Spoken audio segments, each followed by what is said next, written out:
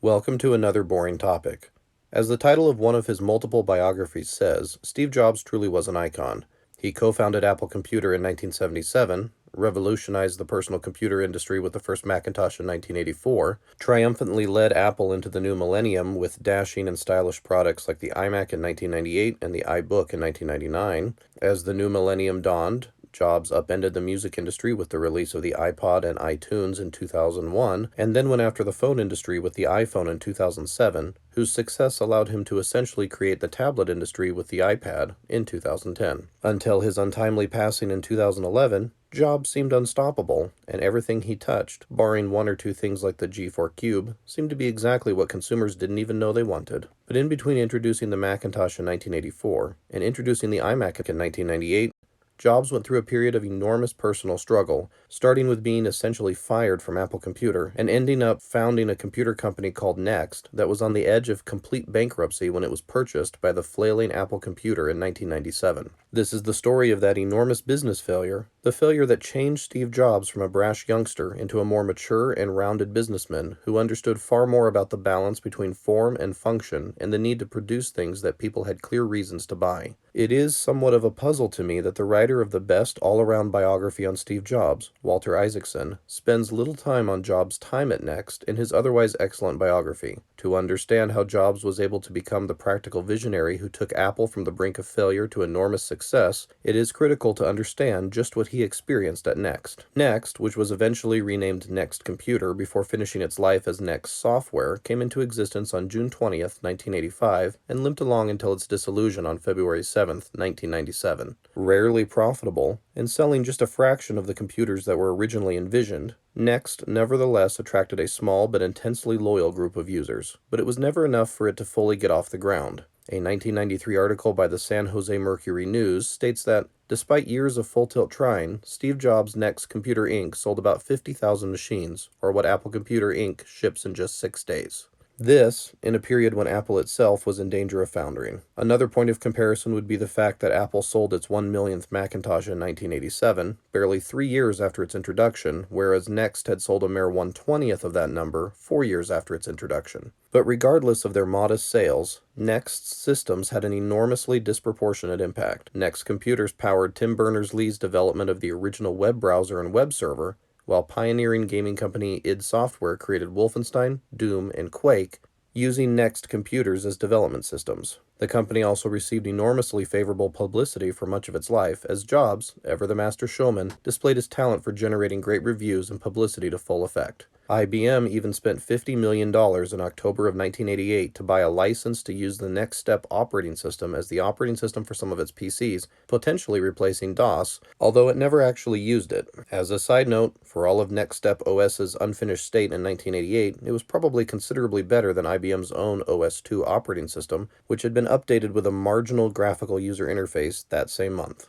Moving on. One of the indirect ways that NeXT left a mark was in Wolfenstein 3D. If you're playing the original 1992 version, in Episode 2, Floor 8 of Operation Eisenfaust, there is a maze called the Aardwolf Maze. Solving the maze brings you to a sign that says, "Call Apogee, say Aardwolf." The idea was that solving the maze would be extremely difficult, and the first person to solve it could call Apogee, say what the sign said, and win a copy of every Apogee game for the rest of his life. This contest was quickly dropped due to the realization that new, easily available software tools would let people just disassemble the game files and find the graphic without ever solving the maze. But why was Aardwolf chosen as the word? The Wolfenstein 3D wiki says that it was presumably chosen for obscurity, and Aardwolf is a small African mammal. In actuality, according to Game Engine Black Book, Wolfenstein 3D, the Aardwolf was id's mascot, and John Carmack, one of the co-founders of id Software and the programmer who built the Wolfenstein engine, is quoted as saying that Aardwolf was chosen because it was the first image file in the NeXT dictionary on all of our NeXT stations. NeXT's approach to software development and the user interface was so far ahead of its time that the best comparison would have to be the equally revolutionary Amiga line of computers.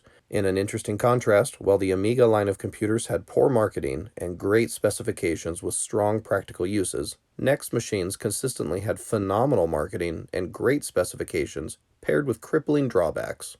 One wonders what could have happened if Steve Jobs had been in charge of the Amiga team. In the end, NeXT failed as a business. Its computers were only bought in small quantities, and its giant automated factory, capable of making thousands of machines a month, frequently was manufacturing fewer than 100. Although its status as a revolutionary system with a strong cool factor was undisputed, few people bought the computers or used the software. So what happened? Why can't we go down to Best Buy and pick up a brand new NeXT laptop or desktop, take it home and hop online or play the latest games? Well, the answer is that you actually sort of can, as the NeXT operating system is still somewhat with us today. It just goes by the name Mac OS X. In the late 1990s, it eventually became the basis for a complete ground-up redo of the Macintosh operating system that became known as OS X, and even today, OS X applications like TextEdit, Mail, and Chess are all direct descendants of NeXT applications. But the path that led to this outcome is pretty wild. So let's go back to the high point of Steve Jobs' 1980s career, the launch of the Macintosh, and take a look at how we got from there to here. In January of 1984, Steve Jobs had led the Macintosh team to an initially successful launch. The problem was that the Macintosh in its original incarnation was a very limited computer with a minuscule amount of memory,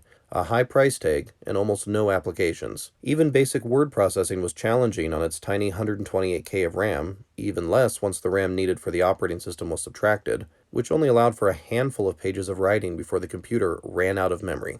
Regarding its chances in the lucrative business market, as Robert Cringely puts it in Accidental Empires, not even the enthusiasm of Steve Jobs could make the world see a 128K Mac with a floppy disk drive, 2 applications, and a dot matrix printer as a viable business computer system. After an initial burst to early adopters, sales fell to a crawl, coming in well below Jobs' predictions. Far from gaining a massive new source of revenue, Apple was still mostly relying on the aging Apple II, initially released in 1977, for the bulk of its revenue. The Apple II's direct successor, the Apple III, had failed in the market in 1980, and the drain of talent and burnout that the Macintosh project and its unsuccessful older sister, the Lisa, had caused, had left the company with no clear successor to its rapidly aging Apple II.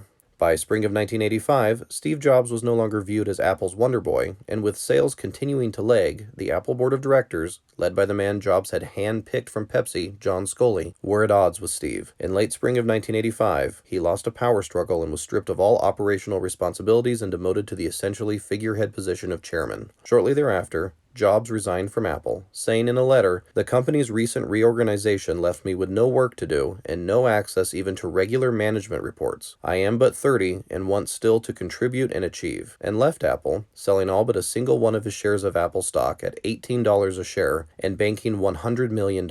He then used $7 million of that money to found NeXT. He also used $5 million of those dollars to buy a tiny company called Pixar from George Lucas, but that's a story for another time. Taking with him some key members of the Macintosh team, he announced that he was founding a new computer company, NeXT. This was to be no ordinary company, as Jobs was determined to make NeXT the third standard in computing, joining the IBM PC and Apple. He had very personal reasons for founding NeXT as well. One of NeXT's publicists, Andrea Cunningham, wrote, "Part of Steve wanted to prove to others and to himself that Apple wasn't just luck." Jobs felt betrayed by what had happened at Apple and his removal from the levers of power, and was determined to ensure that NeXT was run exactly as he felt it should be, with him in complete control and answerable to nobody. His attitude can perhaps best be exemplified by an interview he gave Businessweek in October of 1985, where he was quoted as saying, "I'm not going to make the same mistakes twice." NeXT was to be Jobs' personal company, with his hand controlling and guiding every decision, from the design of the computers and operating system to the design and flow of the assembly line that would build the computers.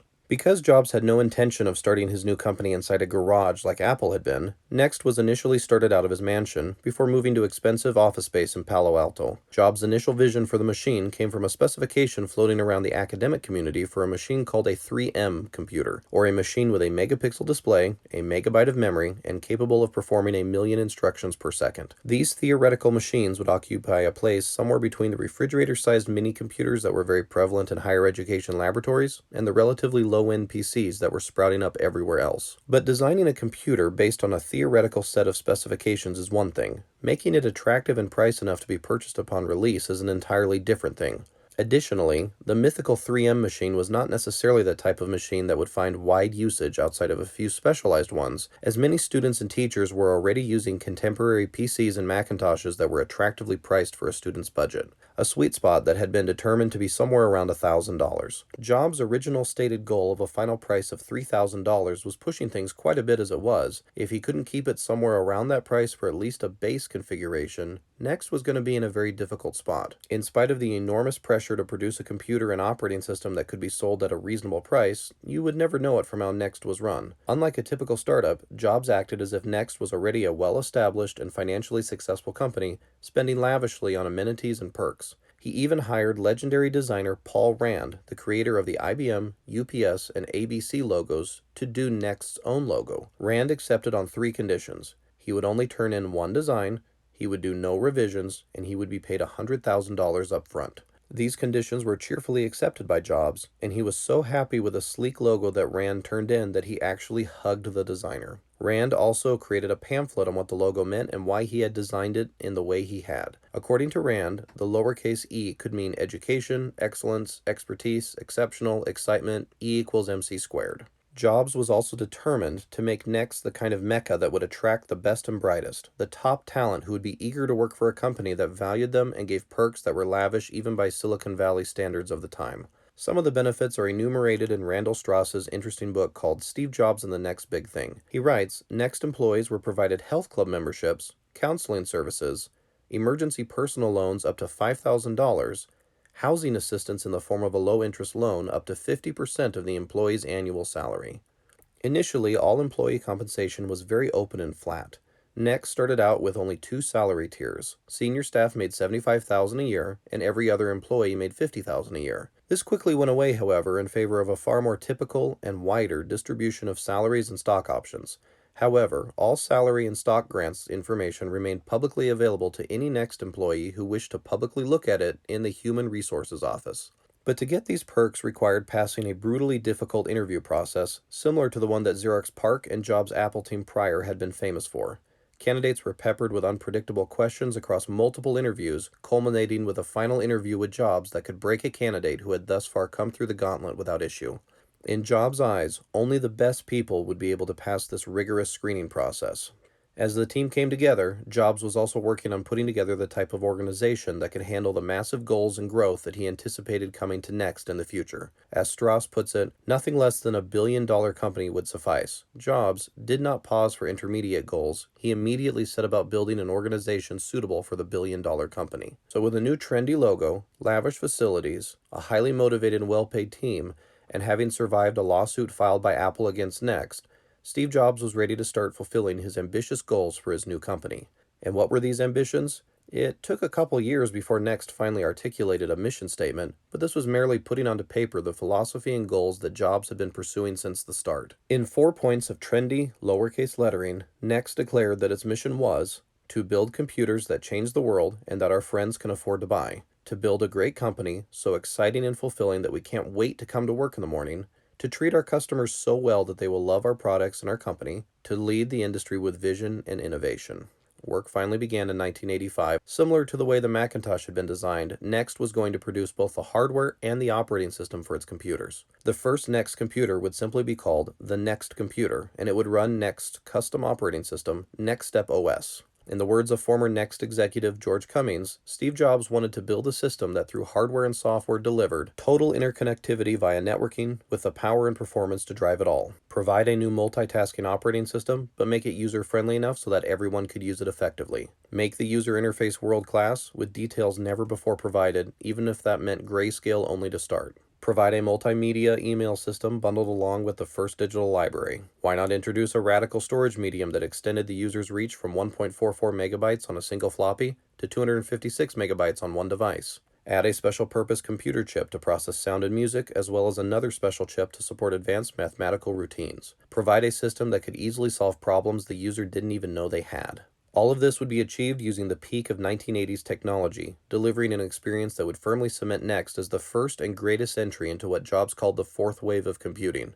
Very much a bold and ambitious vision, but one that Jobs was confident was achievable. Problem was that Jobs' drive for a perfect realization of his vision resulted in endless delays. NeXT's first computer, the retroactively named NeXTcube, finally hit the market in 1989, 4 years after the company's formation and 2 years after Jobs' original planned release date of summer of 1987. There was some precedent for a delay this long from Jobs' own recent past, as the Macintosh had also taken longer to develop than Jobs originally expected, losing him a $5,000 bet he had made with the head of the rival Apple Lisa project, John Couch. As Apple Confidential 2.0 puts it, like the Macintosh before it, the NeXT computer took longer than expected to develop, was more expensive than originally hoped for, used a non-standard disk drive, and did not have a color display.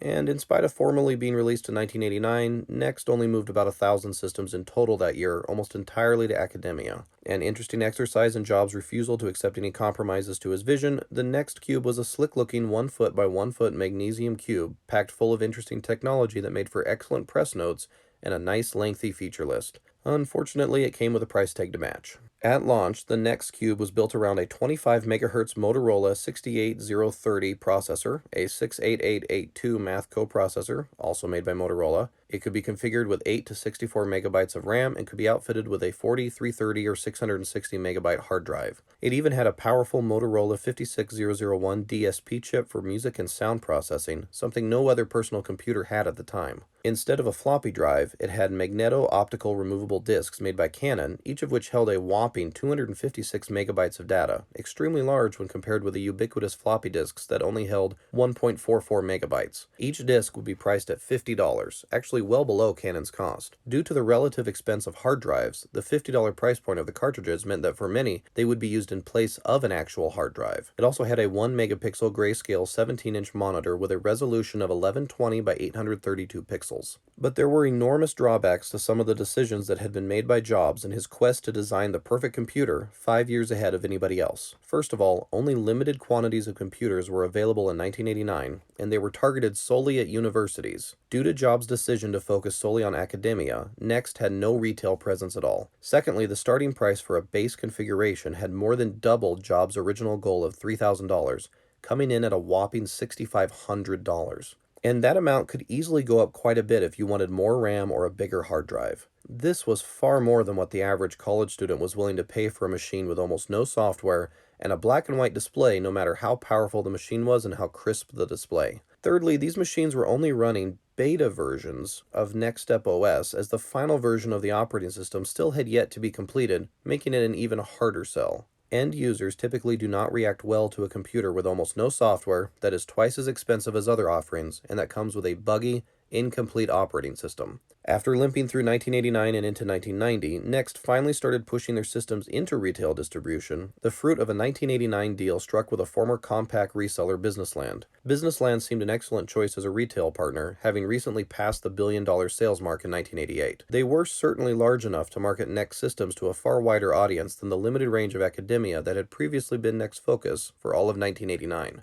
Businessland's CEO David Norman was so taken in by the picture that Jobs painted of the vast amount of NeXT computers that would fly off Businessland's shelves to eager customers that at the March 1989 press conference where their partnership was announced, he stated, "NeXT revenues will be as much over the next 12 months as Compaq was over the last 12 months, which would equate to over $150 million of NeXT systems." 1990 also marked the release of the second generation of NeXT computers. First was a revised NeXT first generation system, now officially called the NeXTcube, and a new system called the NeXT Station, which replaced the cube form factor of the original computer with more of a pizza box look and had a 25 MHz Motorola 68040 processor. Hard drive options ranged from 105 megabytes all the way up to 4 gigabytes. Additionally, the magneto-optical drive had finally been replaced by a 2.88 megabyte floppy drive, double the size of normal floppy drives of the day. The new operating system, NeXTSTEP, was designed to make life as easy for software developers as the Macintosh had for computer users.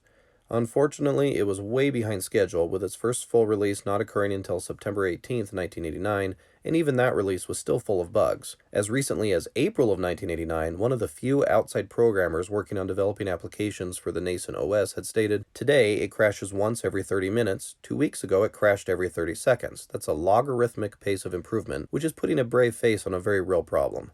If software developers cannot develop applications on final software, then their releases will tend to be buggy themselves. Without programs, computers are nothing more than paperweights and doorstops, and NeXT was about to run headfirst into this problem in a big way as they started attempting to move systems through business land. The main problem NeXT quickly ran into was the typical chicken and egg problem that new computer systems face: the need to get a large enough installed base of users so that software developers would be interested in writing programs for their system, which would in turn spur the purchase of more NeXT systems, and the biggest detriment to that happening was the incredibly high price of a NeXT system, which actually started at multiple times what the Macintosh had cost upon release. In the words of one author, NeXT Step ran on the NeXT computer, Steve Jobs' incredibly cool NeXTcube desktop PC that cost $10,000 per unit. At that price, no one actually intended to buy a NeXT box, but everyone hoped someone would buy one for them so they could put it on their desk and look as cool as Steve Jobs. It also didn't help that Microsoft would have no part of developing software for NeXT, with Bill Gates being quoted in InfoWorld in 1988 as saying, "Develop for it? I'll piss on it," and somewhat more professionally stating in 1989 that Microsoft was in the business of writing for machines that sell in the millions, so this is not for us. To be successful, NeXT needed to find some sort of niche where its unique abilities could be used to differentiate itself. The Macintosh had found a strong market in the desktop publishing arena with Quark and Illustrator. The Amiga was quickly making a name for itself in low-cost video and graphics production with the Video Toaster and Deluxe Paint. Even the Atari ST had found a profitable niche with music production, and Windows 3 was taking the PC market by storm by being an affordable way of getting a graphical user interface that worked well enough to get people away from the DOS prompt. Where could NeXT find a niche? The black and white screen paired with a high price tag meant that graphics, gaming, video production, and desktop publishing were pretty much out given the more affordable existing alternatives. Trying to find an answer to that question would occupy NeXT for the remainder of its existence. Challenges were present from the start, as in spite of everything that Steve Jobs and his talented team could do, the challenges faced in not only designing hardware to meet Jobs' ambitious goals for the hardware and software, but also meeting his other requirements such as arranging the NeXT factory to produce computers in the most aesthetically pleasing fashion, stretched development out enormously. NeXT not only took a total of 3 years to bring to market its first-generation computer, but also went a whopping 7 years without turning a profit.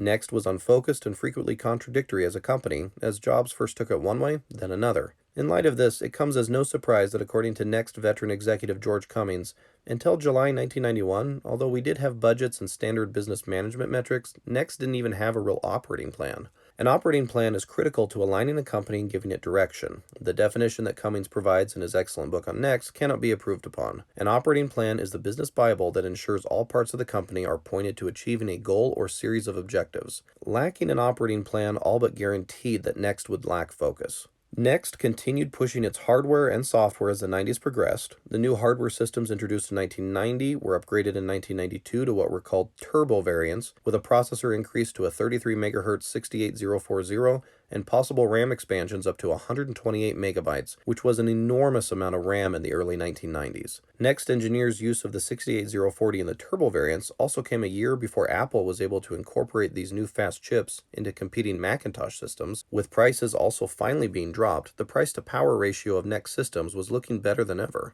By 1992, NeXT OS also was finally a fully functioning and stable operating system that fulfilled all of the promises Jobs had made about it. Its object-oriented nature made it easy to develop software for, it boasted rock-solid Unix stability while still being incredibly easy to use, and it still boasted features well in excess of either the Macintosh or Windows operating systems. NeXT themselves made full use of their system's advanced features, with the entire company having its own internal network in place by 1991, with all NeXT systems linked together no matter where they were in the world. Any file on any NeXT computer, unless it was protected for security reasons, could be accessed from any other computer anywhere in the world. This was heady stuff in the pre-World Wide Web days. George Cummings states that most internal emails no longer even needed to have attachments, as all that was needed was to send a link with the email that pointed to whichever computer the file was located on. However, NeXT had still been unable to find a niche where its unique features fit well. The closest thing it had was the fact that software development was so easy on it, thanks to its advanced operating system and object-oriented design. Some game companies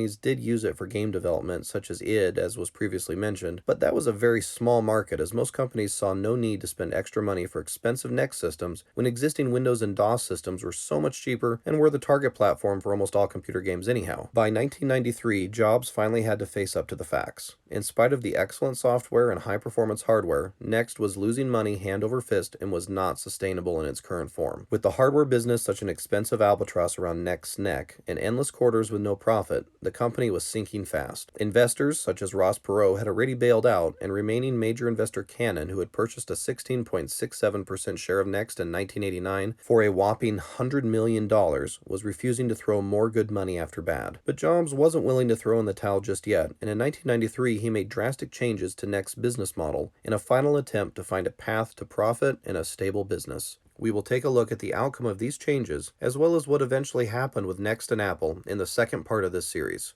Thanks for watching. If you enjoyed this video, please hit the like button and consider subscribing to the channel.